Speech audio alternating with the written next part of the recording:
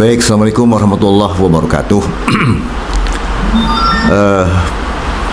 Rekan TV-mu yang dirahmati Allah, maraknya spanduk tentang penolakan khilafah Islamiyah karena masyarakat Indonesia berumat Islam sudah memahami persoalan yang terkait bahwa Negara Kesatuan Republik Indonesia ini memiliki ideologi Pancasila termasuk 4 pilar bangsa. Kemudian yang kedua, khilafah itu atau khilafah Islamiyah itu memang sistem, ya, sistem pemerintahan yang hakikatnya berdasarkan syariat Islam. Umat Islam tidak merasa kaku terkait dengan munculnya khilafah Islamiyah, karena sejarah itu bahwa awalnya dulu Rasulullah melaksanakan fungsinya itu memakai sistem khilafah. Ya. Kemudian Rasul wafat, meninggal dunia, diteruskan oleh sahabat berikutnya yang mengurusin persoalan tentang ajaran syariat Islam tentang khilafah itu. Makanya terjadi ada khalifah Abu Bakar Siddiq, Umar bin Khattab, Utsman bin Affan, Ali bin Abi Thalib, yang dikenal adalah Khulafatul Rasyidin. Nah, itu khalifah. Jadi sistem pemerintahan yang dicita-citakan oleh khilafah muslimin itu atau Islamiyah itu ingin mengembalikan sistem pola cara pemerintahan menurut syar'i atau syariat Islam. Nah, yang kedua, Negara Kesatuan Republik Indonesia sudah memiliki ideologi Pancasila yang ideologi Pancasila itu tidak bertentangan dengan Islam.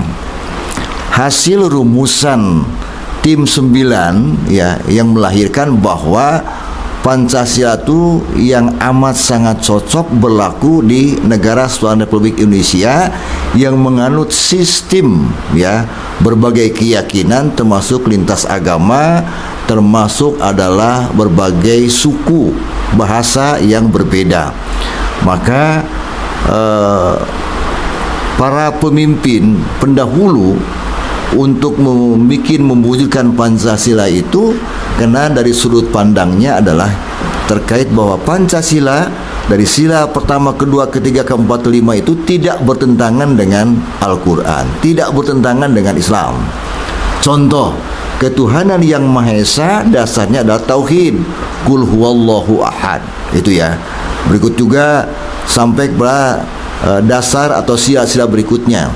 Makanya persatuan Indonesia, wa'tasimu bihablillahi jami'a, berpegang teguh kepada tali Allah, itu Al-Quran.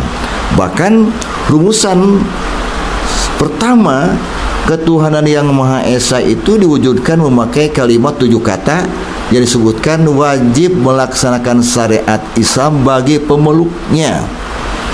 Nah, dari 9 tim ini ada yang keberatan, yang non muslim termasuk Maramis keberatan kalau itu diwujudkan 7 kata itu.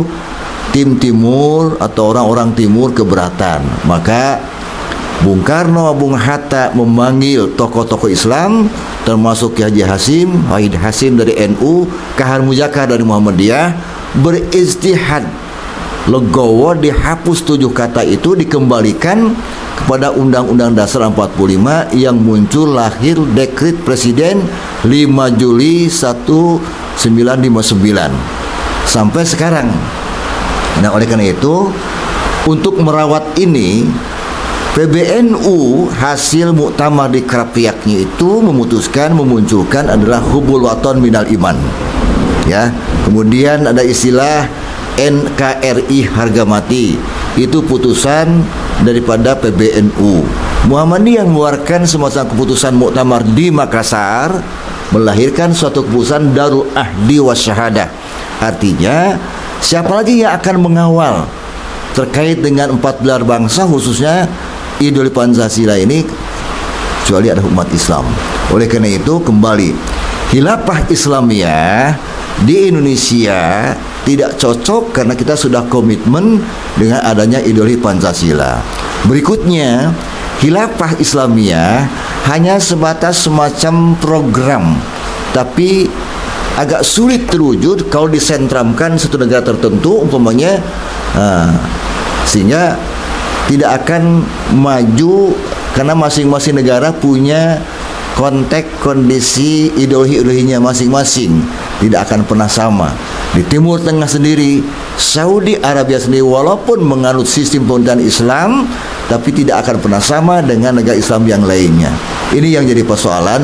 Oleh karena itu, komit bagi para penerus bangsa bahwa hakikatnya Negara Kesatuan Republik Indonesia melahirkan ideologi Pancasila yang hakikatnya tidak bertentangan dengan nilai-nilai Al-Quran.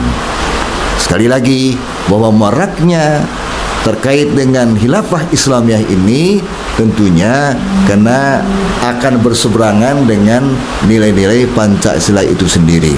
Oleh karena itu kita harus pahami, seorang Muslim insya Allah Pancasilais, tapi seorang Pancasilais belum tentu dia seorang Muslim.